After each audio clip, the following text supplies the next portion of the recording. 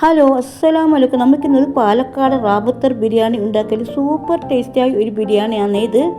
ഒരു തവണ നിങ്ങൾ ഇതുപോലെ ഒന്ന് ട്രൈ ചെയ്ത് നോക്കണേ. നന്നായി കഴുകി വെച്ചിരുന്ന 1 കിലോ ചിക്കനാണ് ഇത്. ഇതിലേക്ക് 1 സ്പൂൺ മല്ലിപ്പൊടി ഇട്ട് കൊടുക്കുന്നുണ്ട്, 1 സ്പൂൺ കാശ്മീർ മുളക് പൊടി, 1/2 സ്പൂൺ മഞ്ഞൾപ്പൊടി, 1/2 സ്പൂൺ ഗരം മസാല പൊടി, ആവശ്യത്തിന് ഉപ്പിട്ട് കൊടുക്കുന്നുണ്ട്.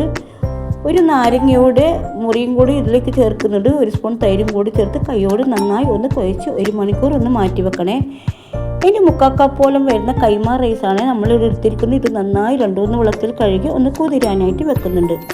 ഇനി ഒരു പാത്രത്തിലേക്ക് ആവശ്യത്തിനുള്ള വെളിച്ചെണ്ണ ഒഴിച്ച് കൊടുക്കുന്നുണ്ട്. ഇതിലേക്ക് പട്ട, ഗ്രാമ്പു, ഏലക്കായ് ഇട്ട് കൊടുക്കുന്നുണ്ട്.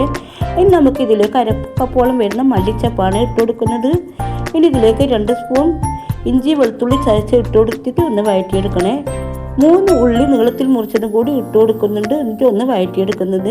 ഇനി ചെറിയ ഉള്ളി ചെറുതായി അരിഞ്ഞത് 50 ഗ്രാമോളം വരുന്ന ചെറിയ ഉള്ളിയാണ് ഇത്. ഇതും കൂടി ഇട്ട് കൊടുത്ത് നമുക്കിത് ഒന്ന് വഴറ്റിയെടുക്കണം, നന്നായിട്ടൊന്ന് വഴറ്റിയെടുക്കണം. ഇനി നമുക്ക് ഇതിലേക്ക് വേണ്ടത് 4 പച്ചമുളകാണ്. 4 പച്ചമുളക് നീളത്തിൽ മുറിച്ചിട്ടാണ് ഇട്ട് കൊടുക്കുന്നത്. ആവശ്യത്തിന് ഉപ്പിട്ട് നന്നായിട്ടൊന്ന് വഴറ്റുന്നുണ്ട്. ചെറിയൊരു കളർ മാറുന്നത് വരെ നമുക്കിതൊന്ന് വഴറ്റിയെടുക്കണം. ഇനി ഇതിലേക്ക് 4 തക്കാളിയും കൂടി ചെറുതായി മുറിച്ചതും കൂടി ഇട്ട് കൊടുത്ത് ഒന്ന് അടച്ച് വെച്ച് 2-3 മിനിറ്റ് നമുക്കിത് വേവിച്ചെടുക്കണം.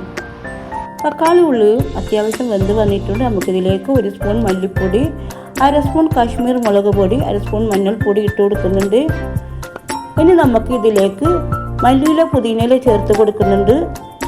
കുറച്ച് ഗരം മസാലപ്പൊടി, 1 സ്പൂൺ തൈരും കൂടി ചേർത്ത് ഒന്ന് മിക്സ് ചെയ്ത് നേരത്തെ മാറ്റി വെച്ച് ചിക്കനും കൂടി ഇതിലേക്ക് ഇട്ട് കൊടുത്ത് നമുക്കിത് അടച്ച് വെച്ച് ഒരു പകുതി വെന്താൽ മതി. ചിക്കൻ പകുതി വേവുന്നത് ഒന്ന് വെയിറ്റ് ചെയ്യുന്നുണ്ട്. ചിക്കനൊക്കെ പകുതി വെന്ത് വന്നിട്ടുണ്ട്. നമുക്കിതിലേക്ക് 1 കപ്പിന് 1.25 കപ്പ് വെള്ളമാണ് നമ്മൾ ഒഴിച്ച് കൊടുക്കുന്നത്. ഇത് ഒഴിച്ച് കൊടുത്ത് നമുക്കിത് അടച്ച് വെക്കുന്നുണ്ട്. വെള്ളം തിളക്കുന്നത് നമുക്കിത് വെയിറ്റ് ചെയ്യണം. ആവശ്യത്തിന് ഉപ്പിട്ട് ഒന്ന് അടച്ച് വെക്കാം. വെള്ളമൊക്കെ നന്നായി തിളച്ച് വന്നിട്ടുണ്ട്. നമുക്ക് അരി ഇട്ട് കൊടുക്കുന്നുണ്ട്. ഇനി ഉപ്പ് നോക്കിയിട്ട് ഒന്ന് ഇട്ട് കൊടുക്കണേ. എന്നിട്ട് നമുക്ക് ഇത് അടച്ച് വെച്ച് ഒന്ന് വേവിച്ചെടുക്കണം. ചോറൊക്കെ വെന്ത് വന്നിട്ട് നമുക്കിത് 2 സ്പൂൺ നെയ്യ് കൂടി ഒഴിച്ച് കൊടുക്കുന്നുണ്ട്. സൂപ്പർ ടേസ്റ്റിയായ ബിരിയാണി തന്നെയാണ് ഇത്. ഇതിലേക്ക് മല്ലിയില കൂടി ചേർത്ത് കൊടുക്കുന്നുണ്ട്. എൻ്റെ വീഡിയോ ആദ്യമായിട്ട് കാണുന്നവരാണ് ഇഷ്ടപ്പെടുകയാണ് പ്ലീസ് ഒന്ന് സബ്സ്ക്രൈബ് ചെയ്തേക്കണേ.